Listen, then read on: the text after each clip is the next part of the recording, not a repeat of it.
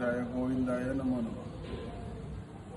आपण आज इकडे जमलेलो आहोत ते या देवळाचा एक मोठा उत्सव जो चिखलकाला म्हणून जो प्रसिद्ध आहे त्याच्यासाठी जमलेलो आहोत. आषाढी एकादशीपासून सुरू झालेला हा उत्सव द्वादशीला दहीहंडी फोडून याची सांगता होते.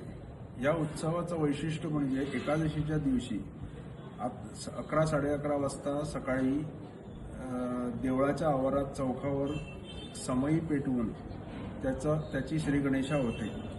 मग इथे भजन जे चालू होतं ते अहोरात्र चालू राहून दुसऱ्या दिवशी 10:30-11 पर्यंत त्याची सांगता होते.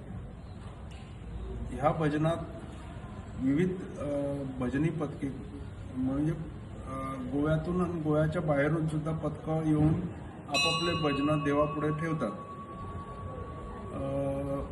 दुसऱ्या दिवशी हे झाल्यावर भजनी सप्ताह त्याची सांगता झाल्यावर समईतलं तेल स्वतःच्या अंगावर लावून आणि इथे आणखी एक दुकान आहे लक्ष्मीकांत गोवेकर म्हणून, त्यांच्या सौजन्याने जे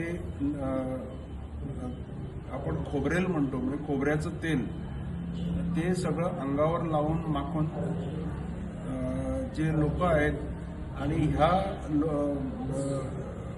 खेळाला म्हणजे चिखलकाल्याच्या खेळाला वयाची मर्यादा नाही. एकदम लहानात लहानपासून मोठ्यात मोठेपर्यंत सगळे लोक मोठ्या उत्साहाने या खेळात भाग घेतात.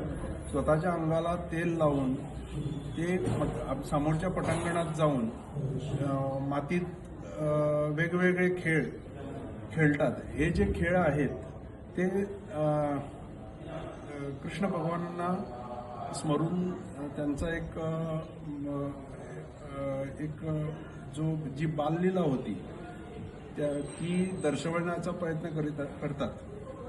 याच्यात विविध खेळ जेणेकरून मालिश, मुष्टी असे वेगवेगळे खेळ 8 ते 10 खेळ असतात. त्याचं प्रदर्शन आम्हाला इकडे बघायला मिळतं. आता जे मड थेरपी आणि काय हे 5 स्टार हॉटेलमध्ये आणि कुठल्या असतात ते आपल्या इकडे देवळात पारंपरिकरित्या म्हणजे एकदम मेडिसिनल व्हॅल्यू असलेलं इथे एका उत्सवाच्या रूपात आम्हाला बघायला मिळतं. लोक इकडे आपापली एक मनशा मागून इथे येतात. काय व्याधी असतील तर चिखलात खेळणार आणि ती व्याधी जाऊ असं देवाकडे गाराणे घालून तिथे जाऊन खेळतात आणि त्यांना गुण पडतो आणि त्यांच्या सगळ्या व्याधी नाहीशा होतात. असा एक अनुभव खूप लोकांना आलेला आहे. ह्या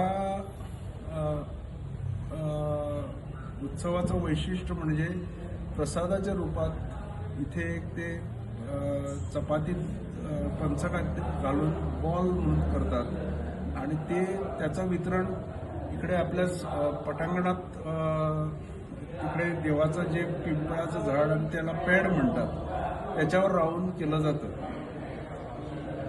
आता 3-4 वर्ष झाली गोव्याचं जे सरकार आहे राज्याचं आणि स्पेशली पर्यटन मंत्री रोहन खंवटे यांच्या मार्गदर्शनाखाली हा उत्सव इथे वेगळ्या प्रकाराने केला जातो जेणेकरून आपली परंपरा राखलेली जातेच पण त्याच्याबरोबर टुरिझम म्हणजे पर्यटन हे सुद्धा घेऊन याचे जरा विड्थ वाढवून लोक गावी परगावी तसंच नाही तर देशातून परदेशातून सुद्धा इथे येऊन या उत्सवात भाग घेतात.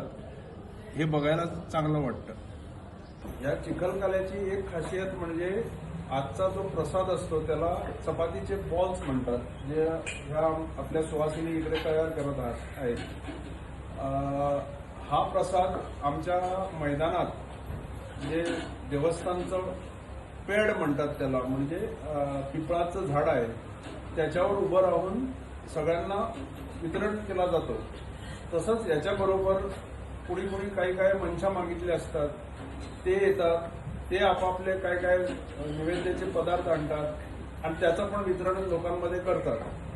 आणि हा प्रसाद घ्यायला म्हणजे कुठून कुठून गोव्याबाहेरून लोक येतात. लहान लहान मुलांना सुद्धा घेऊन येऊन आपल्या चिखलात रुळून आपला जो काही मनोरथ आहे तो पूर्ण झाला म्हणून देवाकडे एक आपली श्रद्धा व्यक्त करतात.